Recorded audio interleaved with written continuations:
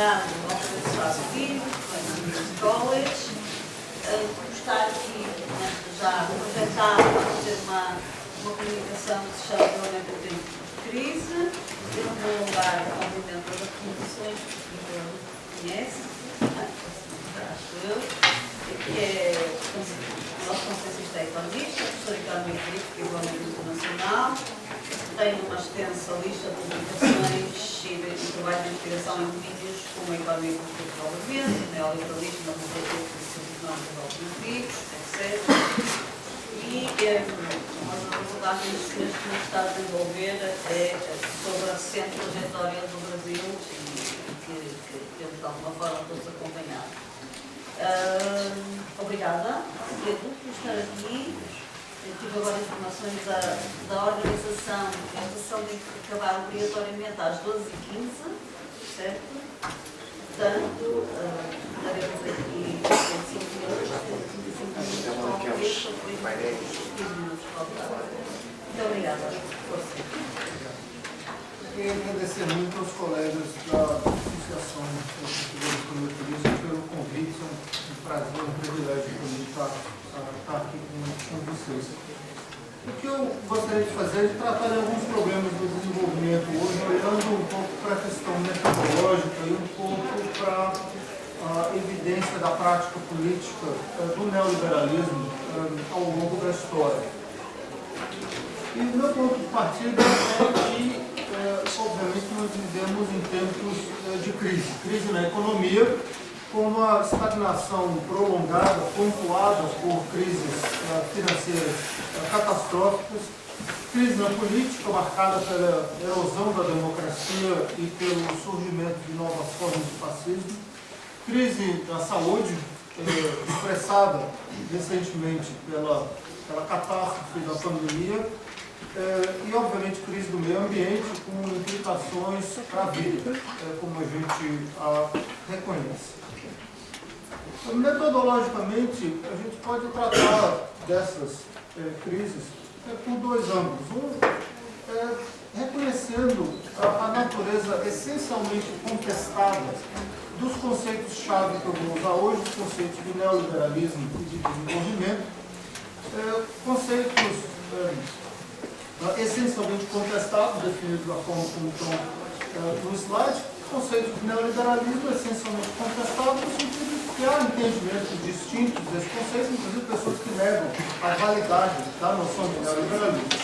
O conceito de desenvolvimento essencialmente contestado no sentido de que os debates sobre o significado, a importância, as implicações do desenvolvimento e as melhores políticas para se atingir o desenvolvimento, seja como ele possa ser definido, essas são questões que não se resolvem teoricamente, são questões políticas, questões negociáveis.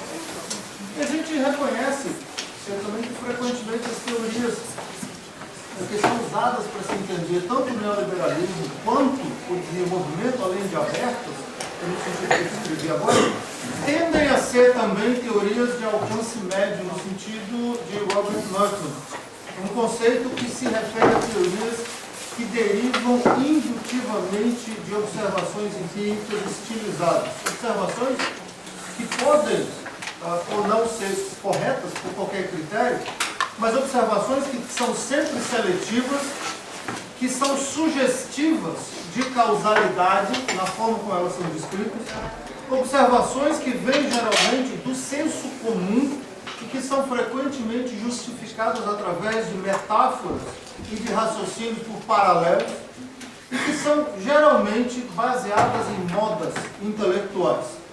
E porque essas observações empíricas apelam imediatamente para um senso de plausibilidade, as teorias de alcance médio, nas quais para as quais elas contribuem, essas teorias podem ser usadas como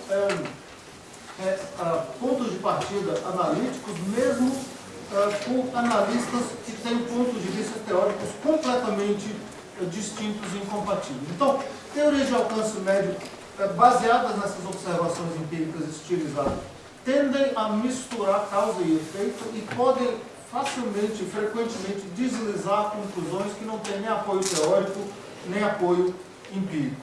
Essas teorias de alcance médio, então, elas são um contraste muito claro com as grandes teorias que partem de princípios fundamentais e que buscam derivar conclusões através de um raciocínio lógico apoiado por observações empíricas e que podem ser usadas para informar políticas econômicas ou usadas de outras formas. Teorias grandes no campo do desenvolvimento, que inclui basicamente teoria neoclássica e teoria marxista. Então não é uma questão de preferência política, é uma questão de metodologia que a gente adota. Né? Não é uma questão de ideologia, de orientação das conclusões. Para falar, então, de teorias de desenvolvimento, com base nesse ponto de vista de grandes teorias, isso vai remeter a relações políticas que têm um fundo econômico. E a minha sugestão para vocês é que o conceito de neoliberalismo ele tem um fundo analiticamente pode ser definido de uma maneira clara, tem uma coisa sistêmica conectada com ele, tem uma coisa histórica conectada com ele, e ele deve ser analisado de uma maneira sistemática através de uma grande teoria e não através de teorias de alcance médio.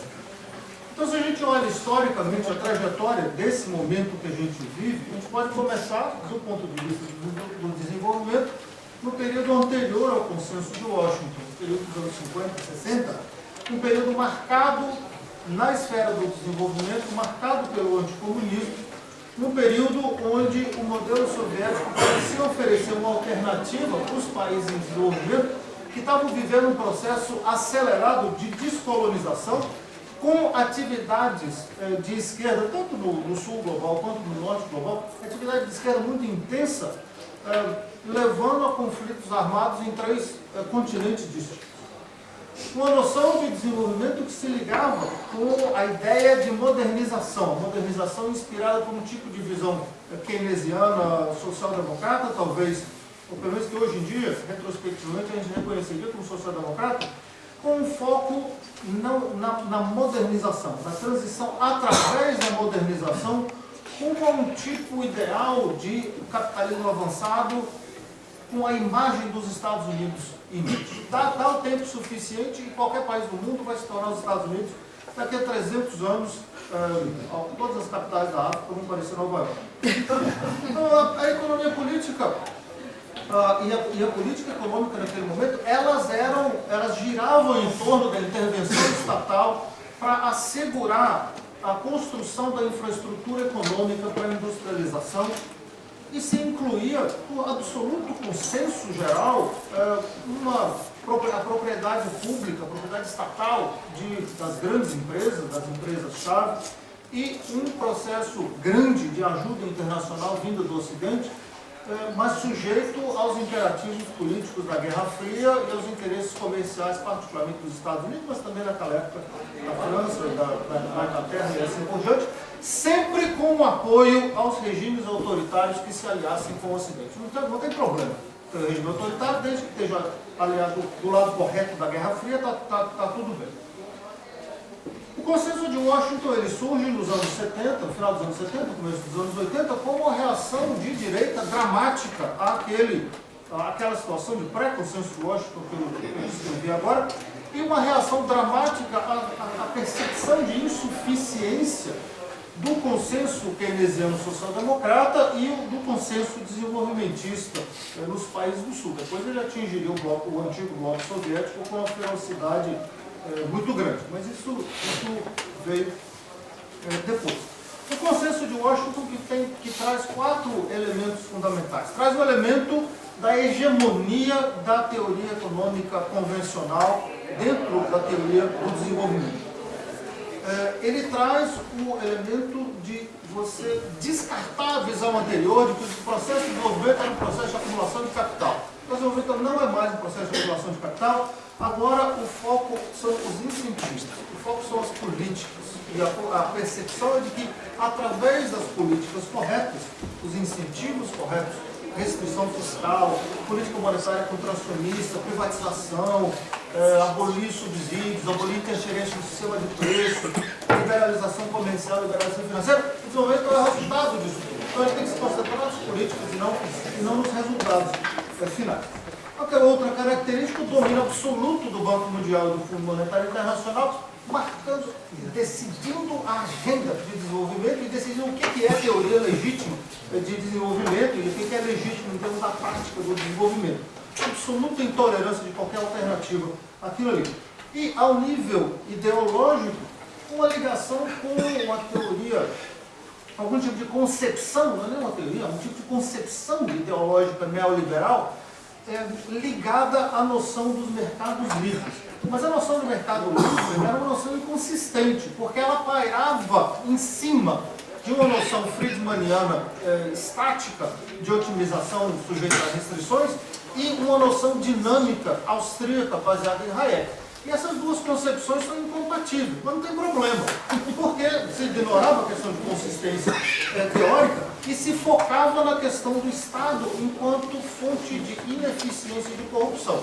A partir daí se resolve o problema politicamente da maneira como fosse possível. Então o consenso de Washington dizia que estava deixando tudo que devia ser deixado na esfera do mercado, o que ele estava fazendo, não era o que ele estava fazendo. O que estava fazendo, na verdade, era se reconstruir o Estado, um Estado forte, não um Estado fraco, não um Estado ruim, um Estado forte, para que pudesse intervir sistematicamente para apoiar a expansão de um capitalismo financiarizado e globalizado. Era essa a função do consenso de Washington na época.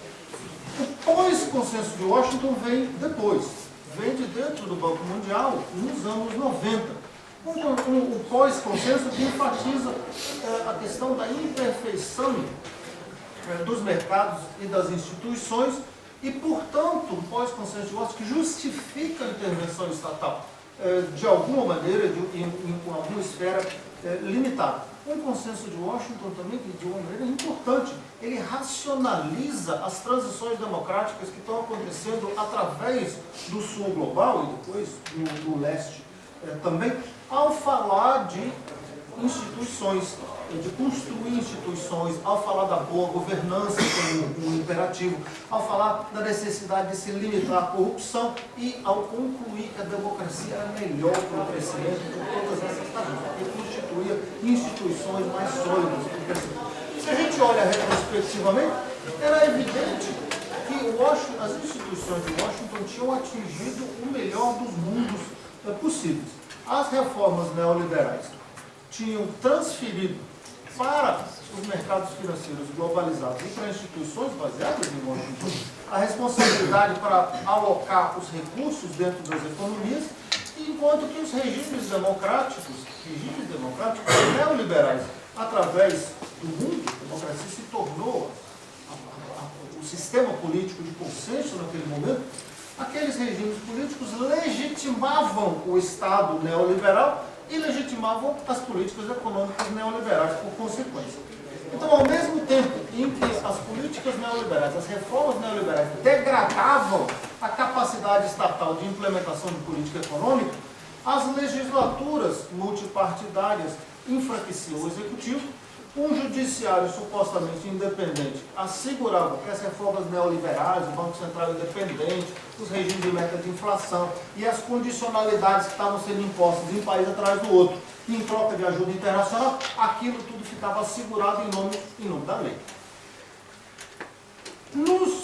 Já no final dos anos 80, havia um movimento de crítica muito importante na academia e fora da academia contra o consenso de Washington, que depois se adaptou também e virou crítica ao pós-consenso de Washington. 3 críticas fundamentais. A primeira crítica vinha da noção heterodoxa de Estado desenvolvimentista. E se usava os exemplos, particularmente, da América Latina, particularmente os exemplos do leste asiático, e diziam, olha, esses países que tiveram sucesso econômico, nenhum deles seguiu as políticas do consenso de Washington. E mesmo se você olha historicamente, os países do norte, os países desenvolvidos, também não seguiram aquelas políticas.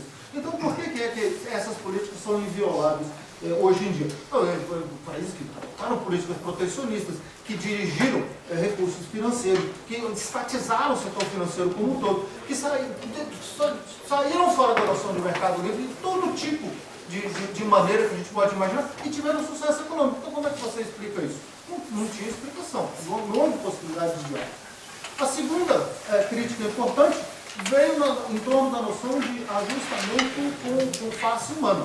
Então, que olhava as consequências sociais, distributivas, das políticas de ajuste econômico inspiradas pelo conceito de Washington e pelo pós-conceito, dizem, olha, o custo do ajuste cai sobre os pobres, o custo do ajuste cai sobre os indefesos, cai sobre os idosos, cai sobre as crianças. Isso não é justo. Tem um problema aqui de distribuição, de impacto distributivo dessas políticas neoliberais que tem que ser endereçado, tem que ser tratado de alguma forma. E o pós-consenso de Washington buscou tratar disso de maneira que a gente vai retomar mais tarde. E a terceira noção que também foi ignorada foi a noção de pós-desenvolvimento. Era uma noção crítica e que buscou resgatar a agência do subalterno e a importância das experiências das comunidades mais marginalizadas, o valor das experiências que eles tinham e que isso deveria ser respeitado também. Mas é um grupo completamente ignorado a partir do ponto de vista do mainstream. O campo do desenvolvimento ele se modifica mais uma vez de uma maneira estrutural, gradualmente a partir dos anos 70, com o processo de globalização, neoliberalização, financiarização que as economias experimentaram e continuam a vivenciar. Um processo de transferência de capacidade de alocação de recursos a partir dos estados keynesianos, social-democratas, desenvolvimentistas, socialistas do tipo soviético, passar a capacidade desses estados de alocar recursos para o setor financeiro integrado globalmente e centralizado a partir do norte global. E isso permitiu que o setor financeiro controlasse as principais fontes de capital e controlasse as principais alavancas de política econômica na maior parte dos países do mundo. Não em todos os países, mas na maior parte dos países do mundo, tornando então o neoliberalismo, pela primeira vez na história, a política econômica mundial, a primeira política econômica unificada a nível mundial. O neoliberalismo e a financiarização que tem um sucesso extraordinário na recuperação das taxas de lucro que tinham caído durante os anos 50, 60 e 70 e se recuperam de uma maneira dramática a partir das transições neoliberais. Estou usando o exemplo dos Estados Unidos só porque é mais fácil de conseguir os dados, mas isso aí é uma experiência generalizada, e um processo de financiarização que leva à captura de uma parcela crescente dos lucros globais, dos lucros totais pelo setor financeiro, que já é em si o setor mais bem remunerado da economia, e captura uma proporção tendencialmente crescente dos lucros totais, pelo menos até a crise de 2008. Então, o neoliberalismo e a financiarização que levam a uma recuperação da lucratividade e levam também, ao mesmo tempo, a um aumento dramático da desigualdade dentro dos países e também, por extensão, a desigualdade entre os países. O neoliberalismo e a financiarização que também se baseiam no processo de transnacionalização da produção, que no discurso comum a gente chama de globalização, e que isso aí se refere à integração internacional dos circuitos de acumulação ao nível das empresas, não só ao nível dos países, como era o caso anteriormente, onde os países tinham cadeias produtivas mais ou menos completas dentro da sua fronteira e trocavam o produto final. Então, agora o processo de produção em si é internacionalizado e, por extensão, o capital é internacionalizado, a classe trabalhadora é internacionalizada também. Mas esse foi um processo de transnacionalização que não levou a um processo de convergência global. Ele levou ao surgimento de outros padrões de desigualdade diferentes dos que existiam antes, mas que são similarmente dramáticos.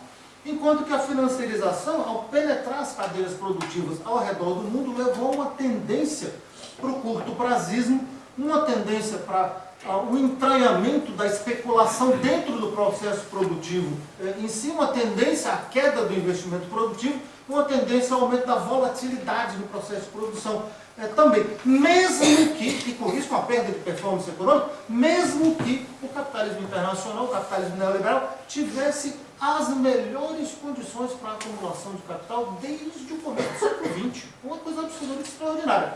O Ocidente, lembra-se, né? O Ocidente ganhou a Guerra Fria, houve um processo de liberalização comercial, financeira e de fluxo de capital ao redor do mundo, um apoio sem precedentes ao processo de acumulação, como foi descrito antes pela Ângela, um processo sem precedentes de apoio dos governos ao processo de acumulação de capital sob o argumento de criação de competitividade, a redução dos impostos, redução das transferências, redução do estado de bem-estar na maior parte dos países, o declínio absolutamente dramático das fontes de resistência que existiam antes, os governos nacionalistas, governos de esquerda, sindicatos, movimentos camponeses, movimentos nacionalistas, partidos de esquerda, movimentos sociais, todos decaíram ou praticamente acabaram.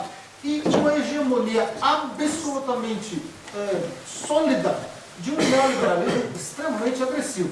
Para você dar ao neoliberalismo tudo o que ele poderia querer, tudo o que ele pediu. Conseguiu. Tudo o que queria, conseguiu.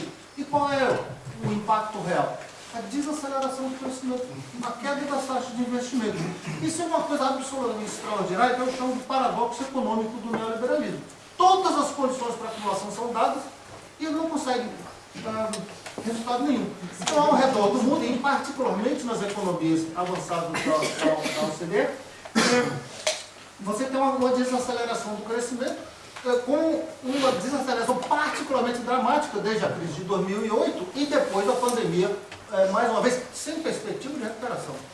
Nem se toca no assunto de recuperação, muito menos a retomada das taxas de crescimento aceleradas nas primeiras 2, 3 décadas do pós-Segunda Guerra Mundial. Nem se fala nesse assunto. Uma das chaves para isso é a questão do aumento da desigualdade.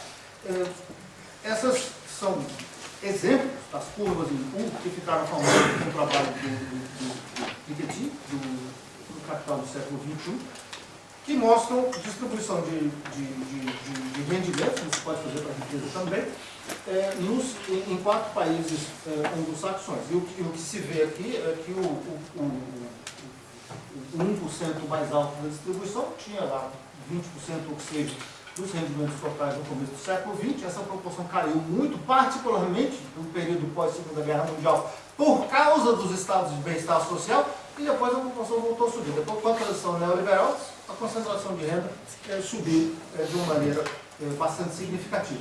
O caso dos Estados Unidos é particularmente dramático, mas não é o único. Você pode achar esse mesmo tipo de dado para muitos outros países. Se você olha a primeira curva de cima, em violeta, o aumento da produtividade do trabalho. A produtividade do trabalho nos Estados Unidos cresce de uma maneira mais ou menos constante, é uma linha praticamente reta, cresce em torno de 2,5%, 2,75% ao ano, desde antes. Pode voltar essa curva aí para o final da Segunda Guerra Mundial, a produtividade do trabalho cresce de uma maneira contínua. E como ela crescia também o rendimento do trabalho durante em torno de 2 décadas, a partir da Segunda Guerra Mundial. Quando se teve em torno de 1972, 1973, os salários reais param de crescer. Param de crescer, ficam achatados, é a curva de baixo, a curva verde de baixo. Os salários reais estagnam nos Estados Unidos, a produtividade do trabalho continua crescendo. Olha, se a produtividade continua crescendo, o salário não cresce, quem é que está se apropriando do rendimento? É o capital, se não é o trabalho, é o capital. E o que é a curva do meio? A curva do meio é o rendimento médio das famílias. O rendimento das famílias cresceu mais do que o salário. Por quê? Porque as famílias trabalham mais. Isso aí são os estudantes que vão para o mercado de trabalho, são as pessoas que já tinham se retirado do mercado de trabalho que voltam, isso são as donas de casa que vão para o mercado de trabalho. As pessoas tentam ganhar mais através do aumento das horas de trabalho. Mas a gente pode decompor, você pode decompor os rendimentos do trabalho em termos de nível de rendimento também. E se você olha os 10% mais baixos do rendimento do trabalho, o rendimento do trabalho absolutamente estagnado, quando não declinante. E na medida que você sobe os salários, então os rendimentos começam a subir. Então é um quadro de desigualdade, não só entre capital e trabalho, mas um quadro de desigualdade crescente, particularmente no período neoliberal, dentro do trabalho também. As pessoas com os rendimentos mais altos, que são as pessoas mais qualificadas, ganhando um pouco mais, e as pessoas com menores qualificações e com salários mais baixos ganhando cada vez menos. Mais uma vez um quadro de desigualdade. Essa é a questão da qualificação. Quanto menos anos de escolaridade as pessoas têm, mais os salários tenderam a ser comprimidos ao longo do tempo. E quanto mais anos de escolaridade, e é óbvio que anos de escolaridade está relacionado com o nível de renda e nível de riqueza das famílias, você pode sustentar o seu filho ou sua filha na universidade durante muitos anos, para se qualificar, ser advogado, ser médico, como que seja, os salários tendem a crescer mais com os anos de escolaridade. O quadro é absolutamente dramático, porque as pessoas com menos anos de escolaridade já são salários mais baixos, porque não só o rendimento caiu, como também as oportunidades de emprego, o mercado de trabalho se comprimiu. Esses foram os empregos que foram perdidos com mudanças tecnológicas, esses foram os empregos que foram exportados, junto com a base manufatureira, no caso dos Estados Unidos, mas também em vários outros países também. Esse é o grupo social que perdeu de uma maneira mais aguda com a transição neoliberal naquele país. E outra consequência, ou a consequência mais genérica desse processo, é a acumulação de riqueza no topo. Então, se você olha a acumulação de riqueza, a linha de baixo, que está rasante, a acumulação de riqueza pelas famílias, os 50% mais pobres dos Estados Unidos não acumulou nada ao longo do tempo. Não acumulou nada em termos de riqueza. Enquanto que os mais ricos acumularam uma quantidade enorme de riqueza, particularmente através de ganho de capital, mas também ganho de propriedade e rendimentos também. Não é só o quadro nos Estados Unidos. A gente pode fazer isso para vários países. Esse eu acho particularmente ilustrativo, é o caso do Chile, durante o governo Pinochet, e a gente nota exatamente o mesmo padrão.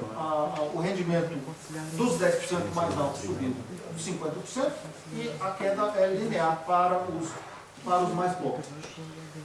A questão para a gente é quais são os processos que geram esse tipo de resultado. Quais são os processos econômicos e sociais que levam a isso? E a sugestão que eu faço é que o neoliberalismo, a transição neoliberal, a financiarização, eles reestruturaram as economias e levaram à criação, como tinha ilustrado no caso dos Estados Unidos, a criação de um grande grupo, uma grande camada social do que eu chamo de perdedores econômicos. Aquelas pessoas que tiveram os empregos qualificados eliminados pela racionalização, internacionalização, transnacionalização da produção e exportação de empregos, particularmente para a China, mais recentemente, mas antes para outras economias, particularmente asiáticas. Profissões inteiras que desapareceram, um setor público ao redor do mundo que contraiu e que sofreu processos de privatização importantes e, portanto, não gerou mais oportunidades de emprego, particularmente empregos para a classe média, mas também empregos menos qualificados também. E, em geral, o mercado de trabalho que se tornou cada vez mais instável, mais precário. O mercado de trabalho que não só afeta as pessoas mais desprovidas, mas também afeta famílias de classe média. Mas, em geral, nas economias mais avançadas, um grupo de perdedores econômicos que se concentrou dentro das camadas qualificadas da classe trabalhadora. Em outros países é distinto. No caso do meu trabalho no Brasil, por exemplo, o grupo de perdedores é diferente da classe média.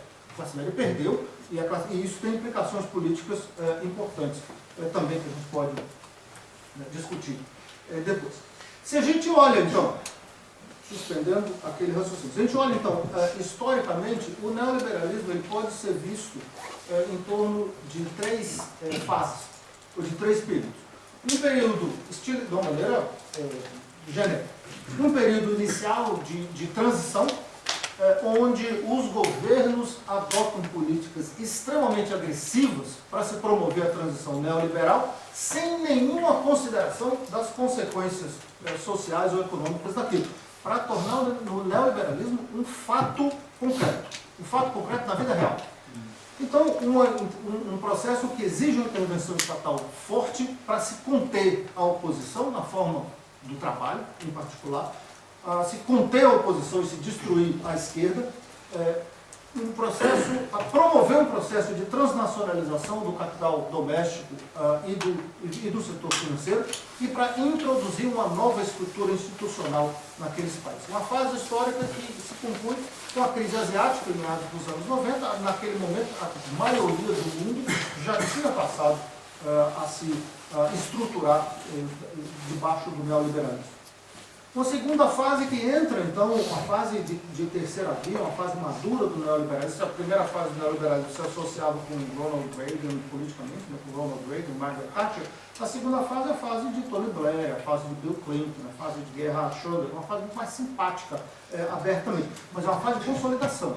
Não é uma fase de mudança de rumo, é uma fase de consolidação do novo sistema de acumulação, uma fase de consolidação e gerenciamento da hegemonia do setor financeiro sobre o processo produtivo, a fase de introdução de novas políticas sociais tipicamente neoliberais para tratar da pobreza e das privações que tinham sido introduzidas na fase anterior de choque, a fase de consolidação da subjetividade neoliberal, a fase de você aceitar que o neoliberalismo é o que existe lá fora, não há alternativa.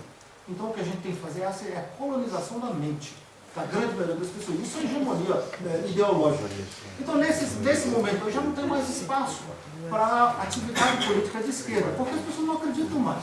Não corresponde, a plataforma antiga dos partidos de esquerda e dos sindicatos tradicionais não corresponde mais às condições reais nas quais as pessoas vivem, e as pessoas não acreditam mais naquilo. Então, os partidos de extrema esquerda tendem a perder votos e a se decompor de uma maneira dramática em um país atrás do outro.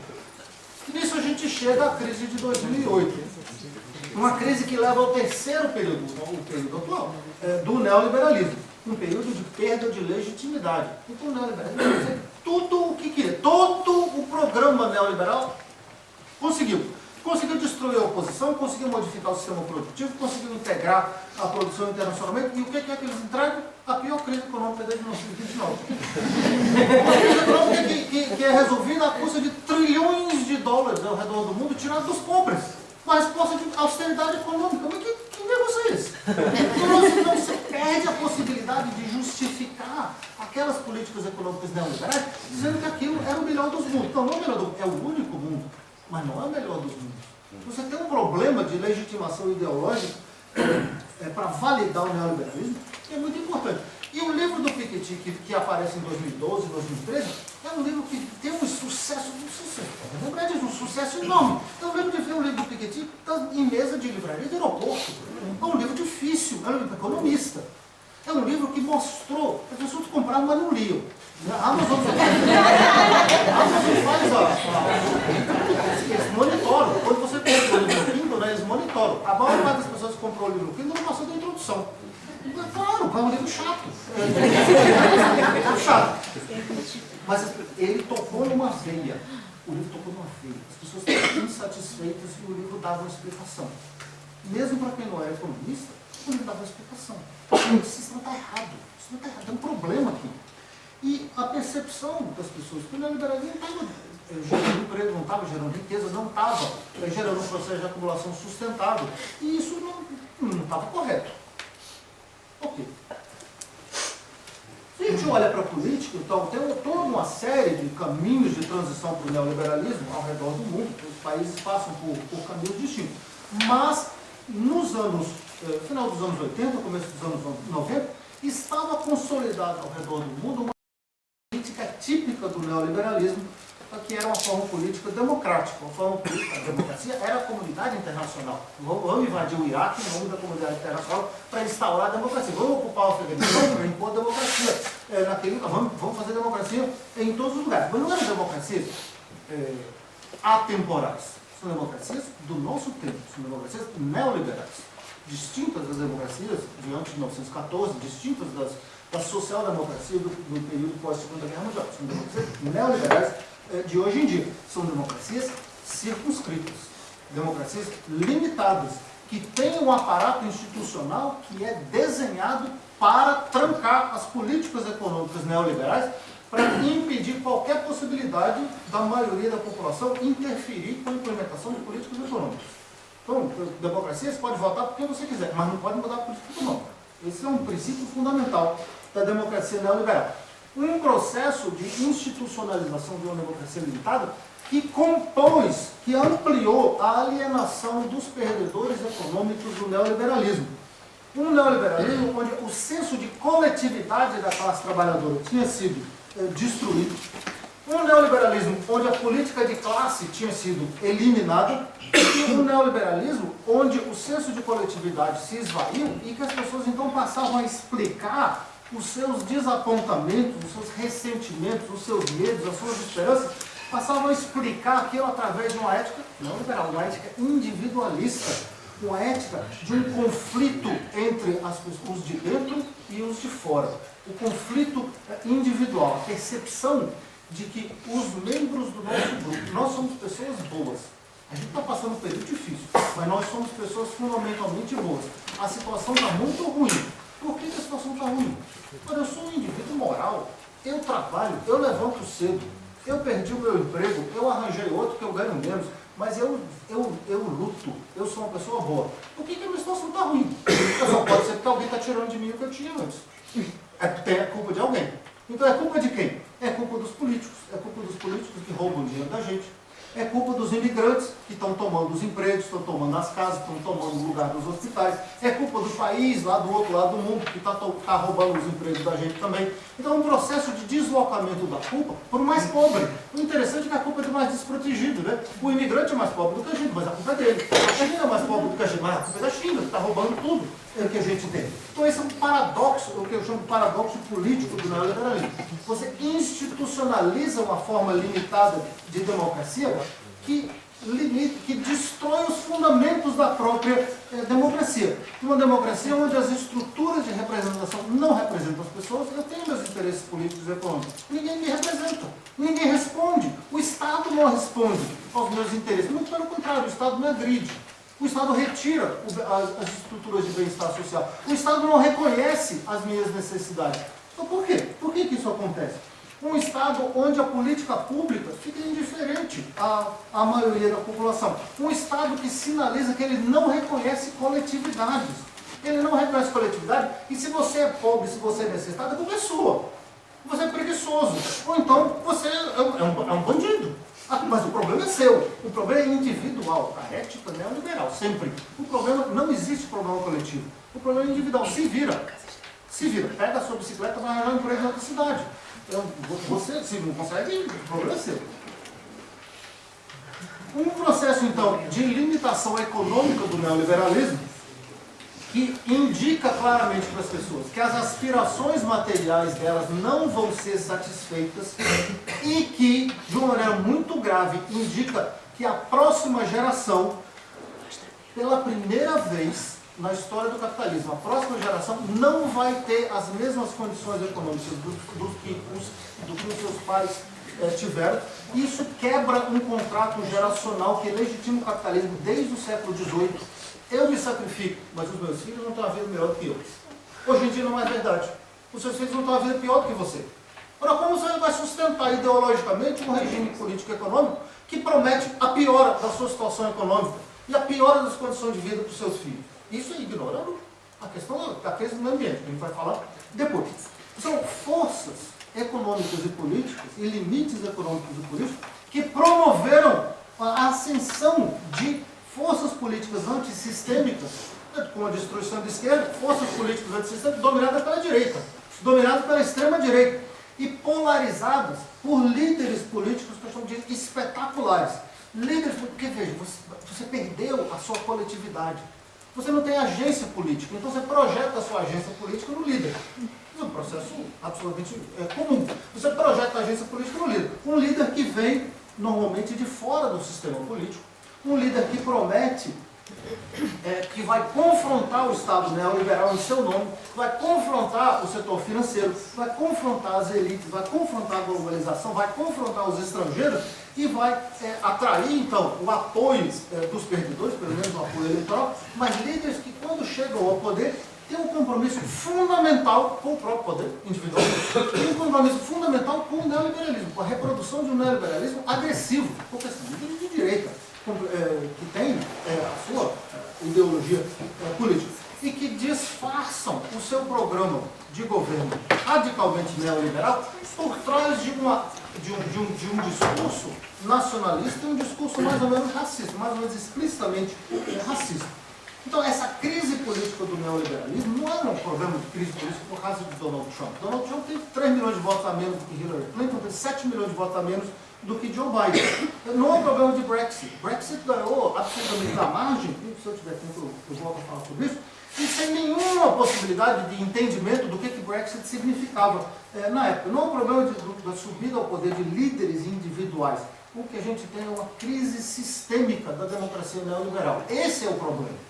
Então, o fato do Trump ter perdido a eleição, o fato de Jair Bolsonaro ter perdido a eleição, não resolve a questão da estabilidade da democracia neoliberal, porque ela continua enfraquecida da mesma forma como estava antes. Então, o que eu chamo de paradoxo do autoritarismo é que a crise econômica do neoliberalismo e a degradação das democracias neoliberais abriram espaço para a personalização da política e para a subida ao poder dessas lideranças espetaculares que são comprometidas com o neoliberalismo e com o próprio poder, mas que implementam, quando estão no governo, implementam políticas econômicas que causam dano à sua própria base política, à sua própria base eleitoral.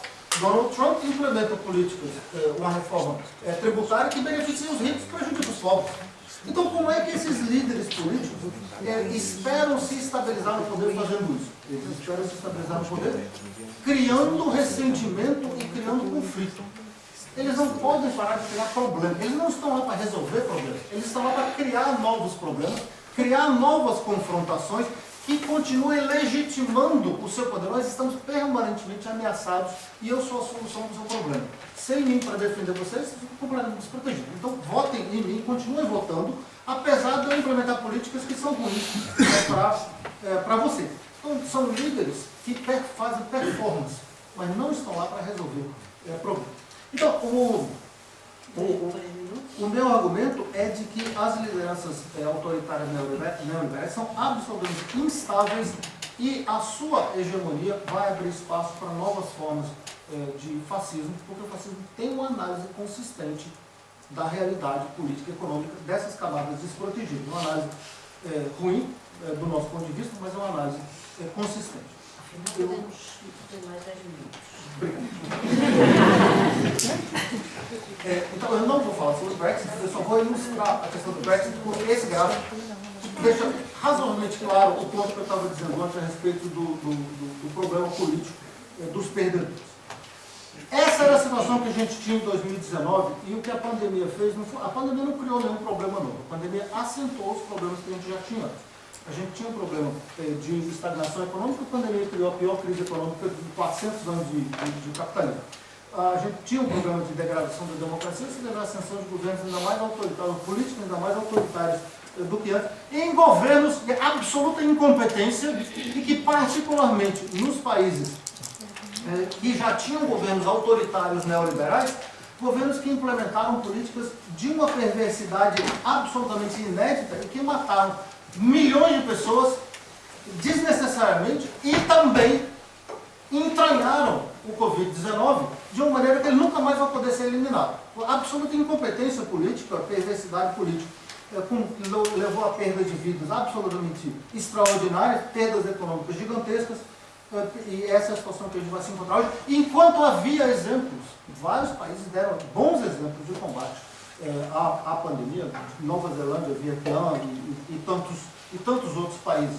Então, as políticas que foram adotadas e foram contraproducentes, inclusive na Europa, mas particularmente no Reino Unido, foram políticas voluntárias. Não foi por ignorância. Foram voluntárias. Foram opções de políticas que foram feitas. Por trás disso tudo, a gente tem um problema emergente de mudança climática e de crise de meio ambiente. Uma crise de meio ambiente que também é proposital. Também é proposital porque há 80 anos se sabe que a emissão de gás de efeito estufa iria levar ao aumento de temperaturas no planeta. Não era porque não se sabia. Sempre se soube. Sempre se soube, e isso é um problema que tem se tornado cada vez mais grave. Os relatórios do IPCC mostram isso, e a gente está numa trajetória de atingir o limite do Acordo de Paris iminentemente e uma trajetória de, talvez, aquecimento de 4 a 7 graus em torno do ano de 2100. um processo de aquecimento global, de desestabilização do clima na Terra, que já está tendo consequências graves, mas consequências em particular para as pessoas mais pobres, porque as pessoas mais pobres são mais vulneráveis para qualquer tipo de desestabilização das suas condições de vida, os países mais pobres, da mesma forma. O argumento que eu quero fazer, e eu vou tentar fazer é que é absolutamente essencial se deixar os combustíveis fósseis no chão, é absolutamente essencial se diversificar as fontes de energia, é absolutamente essencial se assegurar a estabilidade macroeconômica nesse processo, é absolutamente essencial se construir economias sustentáveis, mas isso só pode ser feito, o neoliberalismo não vai fazer isso. Basta a gente olhar os acordos que foram, os acordos internacionais dos últimos 20 anos e a performance dos países. Não vai acontecer. Se a gente for ficar esperando esse sistema político de hoje, essas democracias neoliberais de hoje, conseguirem resolver o problema do aquecimento global, nós vamos todos morrer e no final do século não vai haver mais humanos na Terra, estou sendo dramático, talvez não mude. É preciso, então, como condição de sucesso, se articular essa transição energética, essa transição verde, a base material do funcionamento da sociedade, com a transição para além, para fora do neoliberalismo. São duas transições, não é uma só, mas uma é condição da outra. Sem a gente sair do neoliberalismo, não vai se resolver o problema do aquecimento global e também não vai se ter legitimidade para se pagar os sacrifícios que vão ser necessários nesse processo de transição energética. Uma transição que vai ser difícil, que vai ser muito custosa e uma transição que não é possível se legitimar com base nas mesmas políticas de austeridade fiscal que a gente tem experimentado há tantos anos. Então são duas transições, não é uma só. São duas transições que são absolutamente urgentes, eu não vou discutir esses motores da crise ambiental, só ressaltar que o planeta emitia, os humanos emitiam 20 mil megatons de gás carbônico em 1990, 32 mil megatons em 2015 e 37 mil em 2021, na saída da pandemia. O problema não só não está resolvido, como está ficando pior. E mesmo os países que tiveram uma performance razoavelmente boa em termos de redução de emissões, Cuba, Dinamarca, Espanha, Suécia, se você copiasse as políticas que eles adotaram e a performance desses outros países ao redor do mundo, ainda assim não atingiria as metas do Acordo de Paris.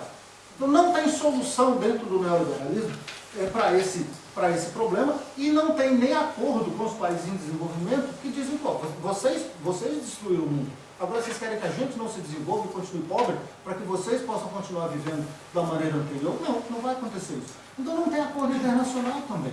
Não tem consenso doméstico, não tem acordo internacional. E todas essas tensões são intensificadas pela financiarização, porque a financiarização ela é ligada intrinsecamente com a lógica curto-prazista de realização de lucros, que é incompatível com mudança estrutural na economia. Não tem jeito de mudar a base produtiva das economias dentro de uma lógica financiarizada. Não tem como implementar política industrial se a financiarização domina o processo de alocação de recursos. Então não tem como fazer uma coisa dessa. O que eu busco fazer no meu trabalho, não vou ter tempo, obviamente, de tratar disso hoje, mas eu posso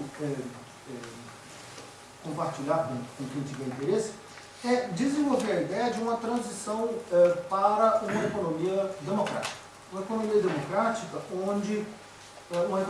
que reconheça que a pobreza é um problema fundamental que tem que ser tratado, que reconheça que o desenvolvimento democrático ele tem que ser um desenvolvimento igualitário, ou seja, ele tem que ser um desenvolvimento que promova a igualdade, que melhore as condições de vida dos mais pobres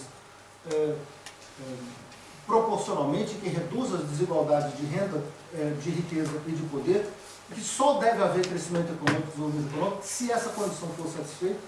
Um desenvolvimento democrático que precisa proteger o meio ambiente e tornar as sociedades capazes de viver dentro do invólucro do planeta Terra. Um conjunto de políticas democráticas que tem que ser perseguidas diretamente, não deve depender de trickle-down, não deve depender dos interesses do setor financeiro, não deve depender de intermediários para atingir os seus objetivos, e um conjunto de políticas democráticas que tem que estar inserido dentro de um sistema político democrático que distribua poder também. estratégia de financiamento, setoriais e estratégia de financiamento, que eu não tenho tempo para descrever hoje, eu vou fechar agora, dizendo que o estudo do desenvolvimento ele tem sempre que ser um estudo crítico, particularmente em tempos de crise, como a gente está vivendo. Porque se não for, ele acaba virando justificativa para o status quo, justificativa para a exploração, justificativa para a reprodução da desigualdade dentro dos países, entre os países, justificativa para a destruição das condições de vida na Terra. Tem uma modalidade neoliberal de capitalismo que tem uma prosperidade que depende da exploração, que depende do extrativismo, que depende da fraude e que está descaindo em um estado de crise econômica permanente, um estado político de geração de alternativas fascistas e um estado de decomposição do meio ambiente. É preciso se avançar com uma agenda transformadora e alternativa. A minha sugestão para participar desse debate é a ideia de políticas econômicas democráticas, restaurando a democracia política, restaurando a esfera coletiva da cidadania e da expansão de direitos, promovendo a distribuição de rendimentos, de riqueza e de poder, em particular centrando na desmercantilização e na desfinanciarização da reprodução social, começando com serviços públicos universais e enfocando uma transição verde para a economia. O problema não é a gente ter as ideias. As ideias, sim, isso não é dificuldade. O problema é o movimento real. Quais são as forças políticas reais que vão apoiar um projeto de transformação política, econômica e social no mundo onde a gente vive? Então se trata de um projeto que depende da restauração de uma esfera política, de partidos políticos, de movimentos sociais, de sindicatos, que possam estar compromissados com o modo de vida das pessoas hoje, um modo de vida que é baseado em sociedades que foram desmobilizadas, desintegradas e decompostas de uma maneira muito extensa pelo neoliberalismo, que foram recompostas de uma maneira imperfeita a nível internacional, sociedades que têm culturas distintas, mas que estão muito conectadas através de ferramentas de mídia social e através da internet. E a gente vê alguns sucessos importantes em termos de mobilização, e ao redor do mundo, há muitos exemplos, mas a gente ainda não está no momento que a gente possa ter confiança na força para implementar uma agenda política transformadora. Eu acho, só para fechar, não existe nada mais importante nesse momento, e para essa geração mais jovem, do que construir esses movimentos, se envolver nesses movimentos, tanto nos países mais pobres quanto nos países mais ricos. Esse é o compromisso que eu acho que a gente tem enquanto geração. Obrigado.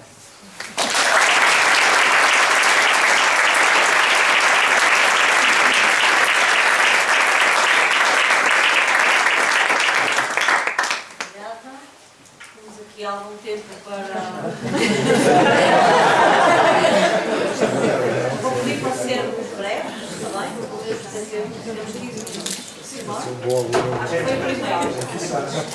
Muito obrigado, foi muito útil pensar nesses termos longos. Eu tenho uma crítica e uma sugestão.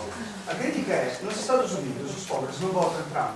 Há uma parte muito específica dos pobres, tendencialmente brancos, tendencialmente homens, as mulheres não votam Trump, os negros, que são a maioria dos pobres, não votam Trump, que votam Trump.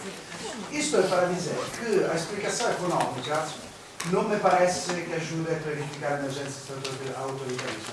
Há tentativas, como a questão do Places Left Behind, que são um pouco mais úteis, mas eu acho que há mais. É igual a minha sugestão, que é, parece-me que nesta excelente tríade temporal do liberalismo pode-se integrar com uma componente, que é a componente que Veronica Gabo, por exemplo, tem trabalhado, essa ideia da razão neoliberal, neoliberalismo from below. Ou seja, na segunda fase, parece-me que além de uma consolidação dos mecanismos econômicos, há também a consolidação do neoliberalismo como forma de vida, como razão, o que construi uma forma de pensar, até nas classes populares, esta é onde indaga Veronica Gabo, de que é justo viver num contexto neoliberal. E tudo isso parece-me que funciona, que agora, na fase autoritária, se articula com a coerção, às vezes a própria defesa das classes populares de modelos de vida neoliberal, em certos contextos.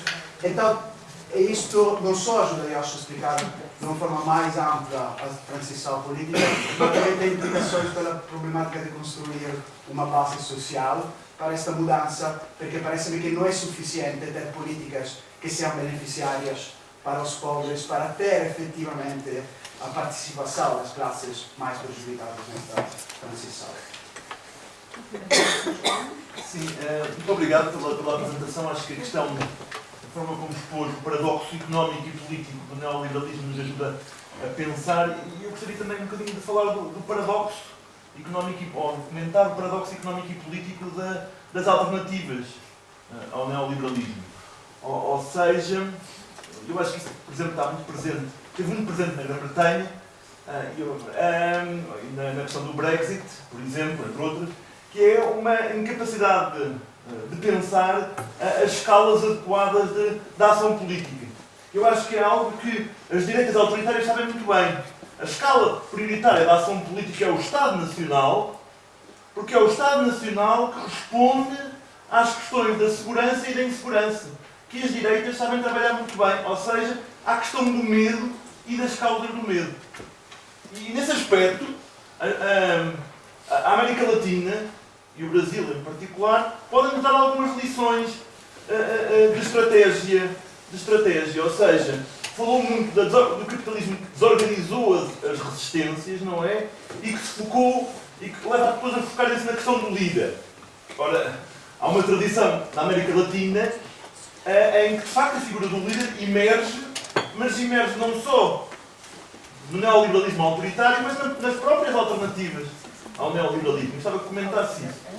Há um discurso na América Latina que não há na Europa, não houve na Grã-Bretanha e continua a não haver em muitos países europeus, há pela direita, que é o discurso que reconhece que o Estado Nacional continua a ser o veículo institucional prioritário para as transformações, para a tal transição democrática, não é? E, independentemente de todas as contradições, nós vemos isso no discurso do Lula. Não é? Mas não vemos isso. Quer dizer, o Lula, se existisse alguma coisa na Europa semelhante ao Lula, com os termos que ele usa, seria imediatamente catalogado de xenófobo, nacionalista, fechado, enquanto na América Latina, por alguma razão, esse discurso pelo menos produz uma coligação antifascista suficiente para derrotar politicamente, mas obviamente, em última instância, como tudo na política, a questão é quem é que tem as armas e, portanto, quem é que controla os militares. Também essa questão é uma questão que eu acho que vai ter, ou seja, as questões da segurança, quem é que domina o que segurança quer dizer. Pode ser segurança no sentido autoritário, mas pode ser segurança social. Não é? Eu acho que esse jogo não é só um jogo com as palavras, é um jogo com as palavras que orientam o programa e que orientam as escalas prioritárias da ação. Gostava que comentasse isso. Esteve ausente no discurso. Gostei de partes dessas do seu discurso. Mas eu acho que nós devemos reconhecer, economistas e ciências sociais, os erros de ciência que estão por trás dos erros de política. E, de facto, não descartava a priori a ideia de que isto é neoclássico ou marxista ou o que é que seja. Há aqui uma ciência que está parte de pressupostos e, portanto, partindo daqueles pressupostos está automaticamente todo o raciocínio depois de alguma forma dar certo. E colocava em causa esses pressupostos, alguns desses pressupostos que levam depois a ver esta certo. Nomeadamente, a questão, há um esquema do Hirschman antigo que fala, que classifica, com simplicidade todas as classificações, as teorias do desenvolvimento e que classifica, de facto, quer o marxismo, quer o neoclássico, como espaciais. Não tendo espaço.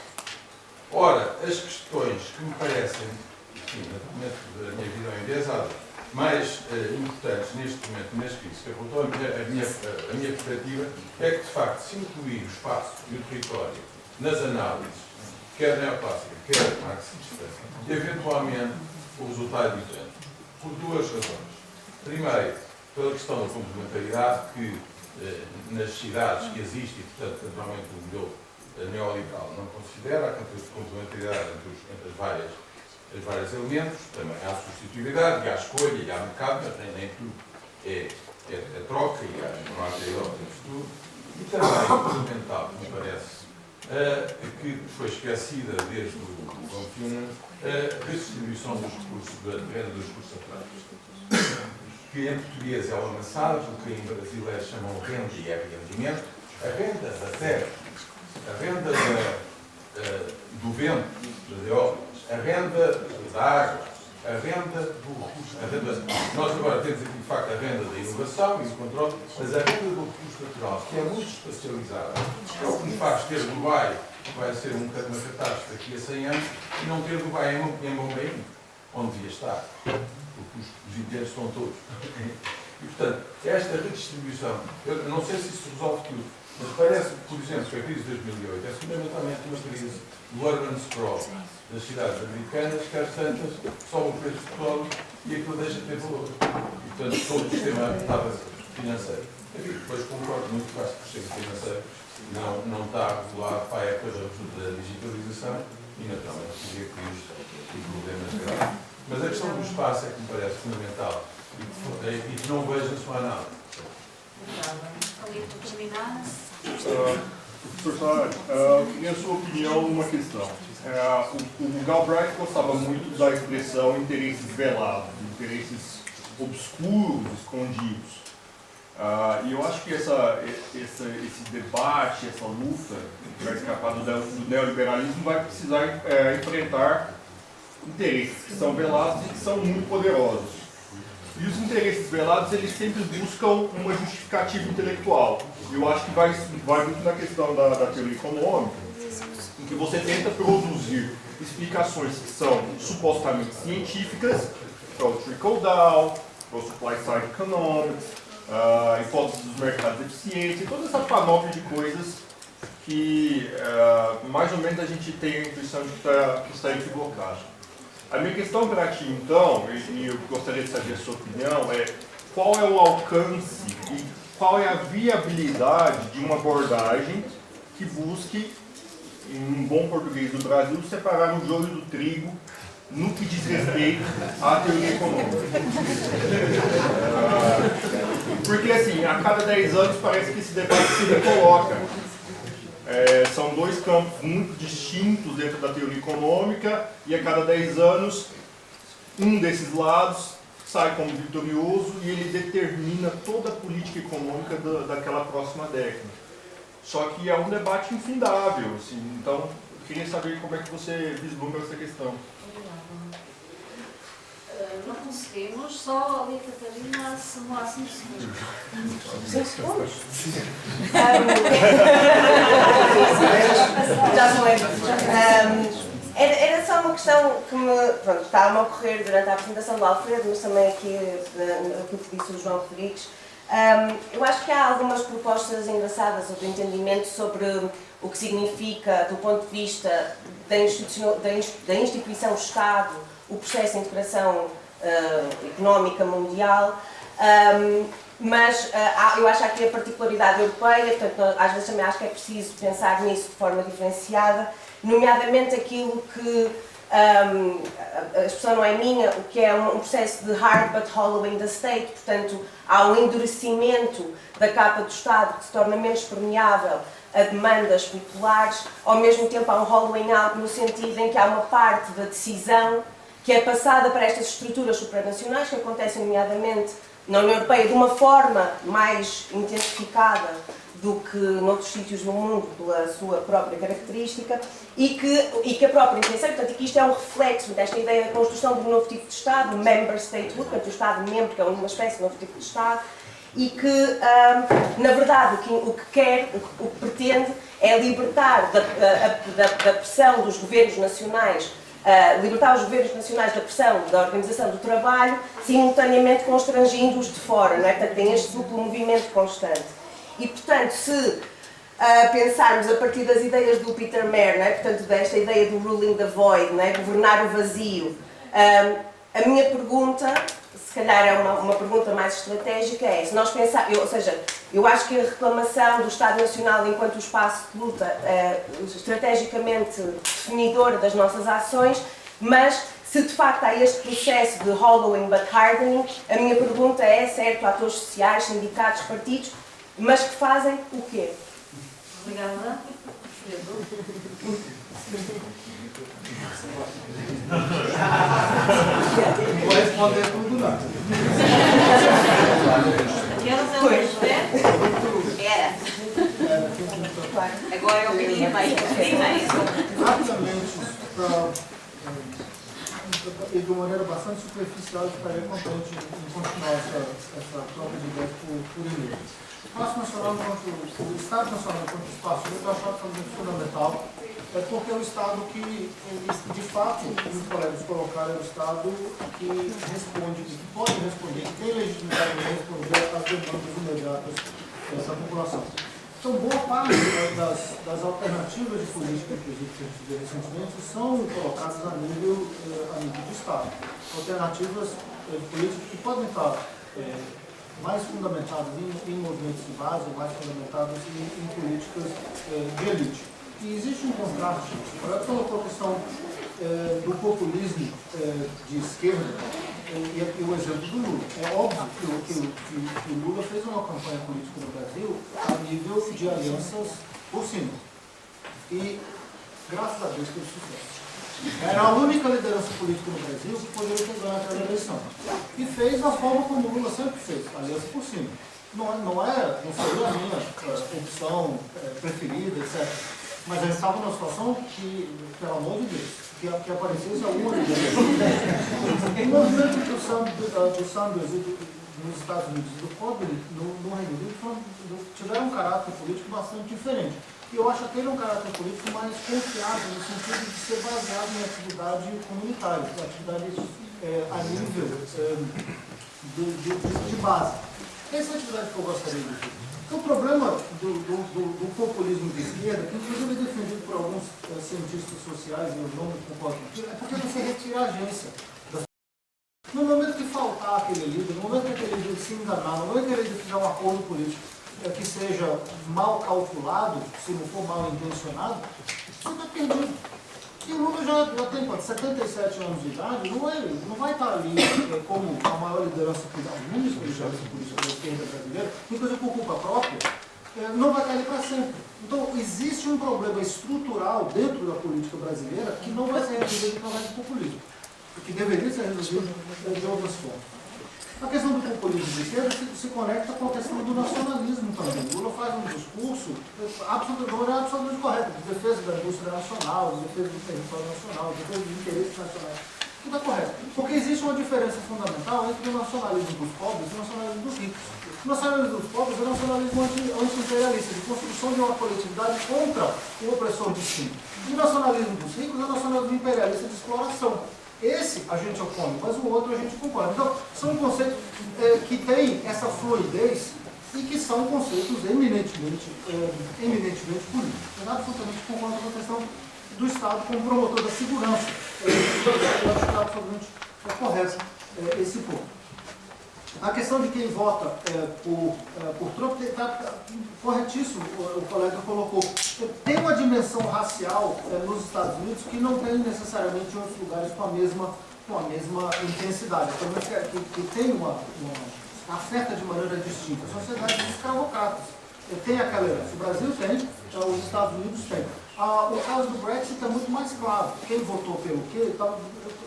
As clivagens são muito mais claras para o entendimento. O que eu gostaria de resgatar é essa noção de que camadas importantes da população perderam muito economicamente com o neoliberalismo, e essas camadas já eram razoavelmente desprotegidas, tinham movimentos sociais que as apoiavam e que continham a agressividade do capital, e isso foi perdido com o desmantelamento da esquerda no período neoliberal e com a rigidez institucional que foi introduzido também. O Estado europeu que constrange, que é montado para constranger a possibilidade de acomodações locais.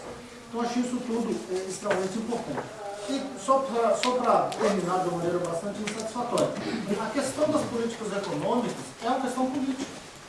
As teorias econômicas, Vitória Chico, você já tem um pouco disso. Teoria econômica não é provada errada. As pessoas não mudam de teoria econômica porque você leu o livro e descobriu, pô, estava errado, tem uma inconsistência da teoria.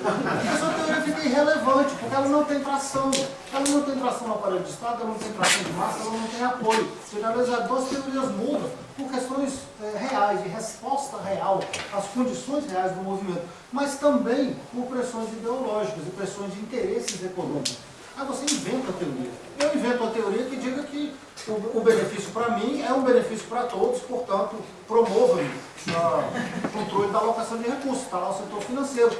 O paradigma da eficiência, né? O paradigma da eficiência, até que eles perdem trilhões de dólares, pedir pelo amor de Deus para o Estado para lhes salvar. Então, como é que você justifica uma coisa dessa? Pelo poder. Justifica pelo poder. Porque mantém o controle da alocação de recursos, mantém o controle do sistema político. Isso aí a gente só vai resolver. Não vai resolver academicamente, mas não vamos resolver isso aqui. Você resolve na rua. Resolve fazendo pressão. Resolve fazendo pressão política sobre o governo para pararem com essa besteira, mas ao mesmo tempo também com políticas alternativas. Porque o meu argumento, no final, é que não basta a gente ser crítico. Não dá para fazer política só dizendo não. Você tem que fazer política com alternativa positiva, para convencer as pessoas. Porque fazer política implica sacrifício. É o sacrifício de você participar de reunião de noite, dia após dia, o sacrifício de você se mobilizar, o sacrifício de você se expor e arriscar perder o emprego, arriscar perder o... Você não tem outra possibilidade. Você só vai fazer isso se estiver convencido de que você vê uma alternativa melhor na sua cabeça. Então não é só a política do não, é a política do sim. Mas qual é a alternativa que a gente tem que oferecer? Esse é o desafio que a gente tem que enfrentar todos os dias. Muito obrigado, gente.